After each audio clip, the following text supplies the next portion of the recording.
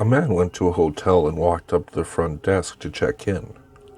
The woman at the desk gave him his key and told him on the way to his room there was a door with no number that was locked and no one was allowed in there. She explained that it was a storeroom and that it was out of bounds. She reminded him of this several times before allowing him upstairs. So he followed the instructions of the woman at the front desk, going straight to his room and going to bed. However, the insistence of the woman had piqued his curiosity, so the next night he walked down the hall to the door and tried the handle. Sure enough, it was locked. He bent down and looked through the wide keyhole. Cold air passed through it, chilling his eye. What he saw was a hotel bedroom, like his, and in the corner was a woman whose skin was incredibly pale. She was leaning her head against the wall, facing away from the door. He stared in confusion for a while. Was this a celebrity? The owner's daughter? He almost knocked on the door out of curiosity, but decided not to.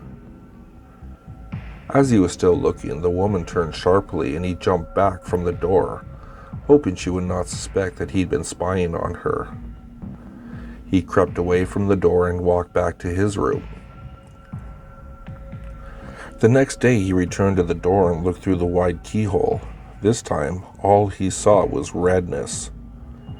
He couldn't make anything out beside a distinct red color, unmoving.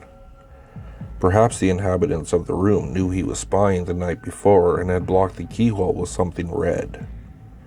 He felt embarrassed that he had made the woman so uncomfortable and hoped she had not made a complaint with the woman at the front desk. At this point, he decided to consult her for more information. She sighed and said, "Did you look through the keyhole?" The man told her what he had seen, and she said, "Well, I might as well tell you the story of what happened in that room. A long time ago, a man murdered his wife in there, and we find out that even now, whoever stays there gets very uncomfortable. But these people were not ordinary. They were white all over except for their eyes, which were red."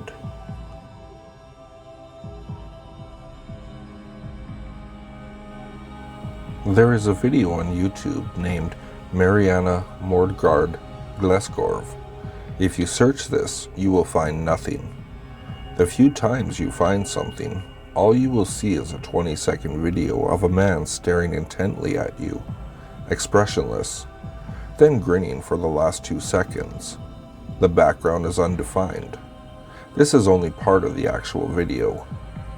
The full video lasts 2 minutes and was removed by YouTube after 153 people who viewed the video gouged out their eyes and mailed them to YouTube's main office. Said people had also committed suicide in various ways. It is not known yet how they managed to mail their eyes after gouging them out. The cryptic inscription they carved on their forearms has not yet been deciphered either. YouTube will periodically put up the first 20 seconds of the video to quell suspicions, so that people will not go look for the real thing and upload it. The video itself was only viewed by one YouTube staff member, who started screaming after 45 seconds. This man is now under constant sedation and is apparently unable to recall what he saw. The other people who were in the same room as him while he viewed it and turned off the video for him say that all they heard at the time was a high-pitched drilling sound. None of them dared look at the screen. The person who uploaded the video was never found, the IP address being non-existent, and the man in the video has never been identified.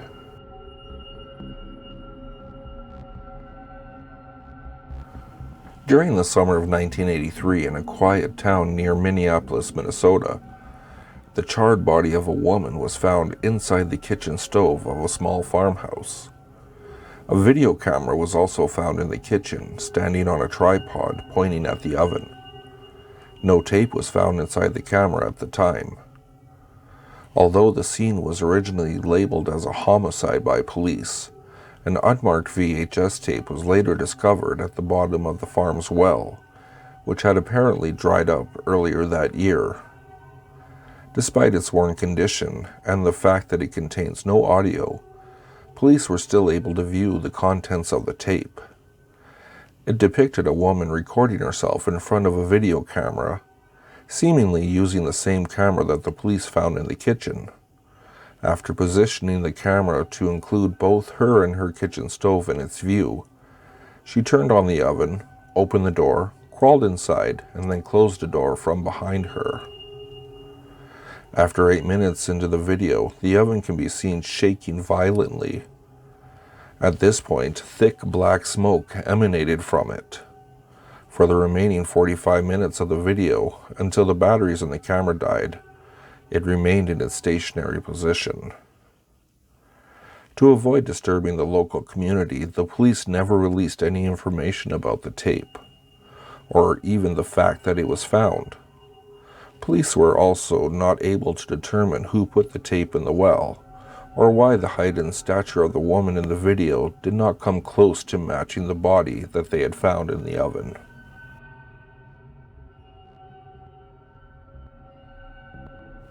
In June 1972, a woman appeared in Cedars-Sinai Hospital in nothing but a white blood-covered gown. Now this in itself should not be too surprising, as people often have accidents nearby and come to the nearest hospital for medical attention. But there were two things that caused people who saw her to vomit and flee in terror. The first being that she wasn't exactly human.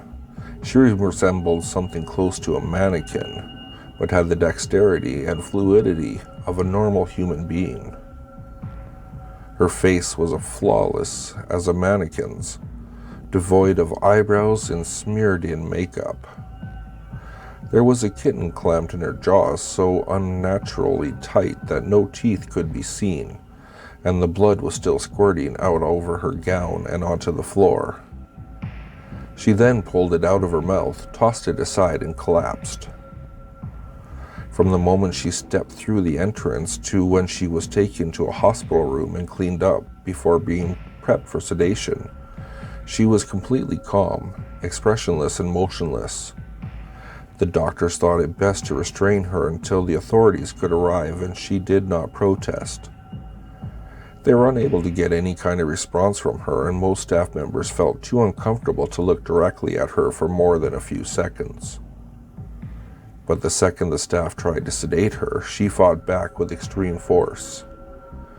2 members of the staff had to hold her down as her body rose up on the bed with that same blank expression.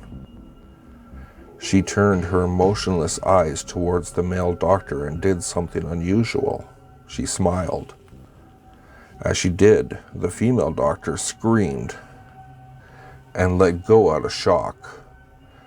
In the woman's mouth were not human teeth, but long, sharp spikes, too long for her mouth to close fully without causing any damage. The male doctor stared back at her for a moment before asking, "What in the hell are you?" She cracked her neck down to her shoulders to observe him, still smiling. There was a long pause. The security had been alerted and could be heard coming down the hallway. As he heard them approach, she darted forward, sinking her teeth into the front of his throat, ripping out his jugular and letting him fall to the floor, gasping for air as he choked on his own blood. She stood up and leaned over him, her face coming dangerously close to his as the life faded from his eyes. She leaned closer and whispered in his ear, "I am God." The doctor's eyes filled with fear as he watched her calmly walk away to greet the security men. His last ever sight would be watching her feast on them one by one. The female doctor who survived the incident named her the Expressionless. There was never a sight of her again.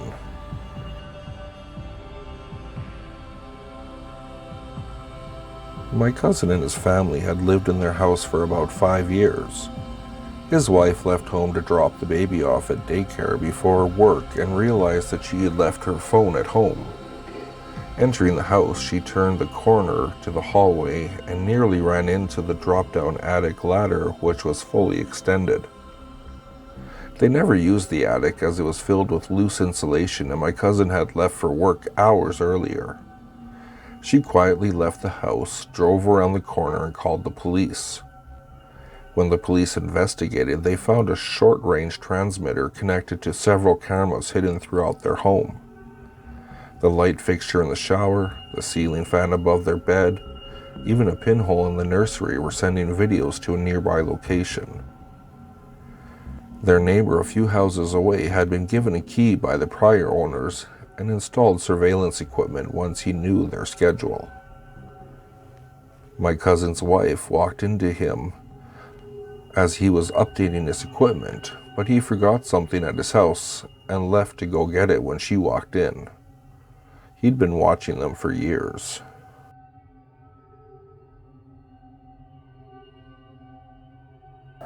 If you like what you heard, please like, subscribe, and share with your friends.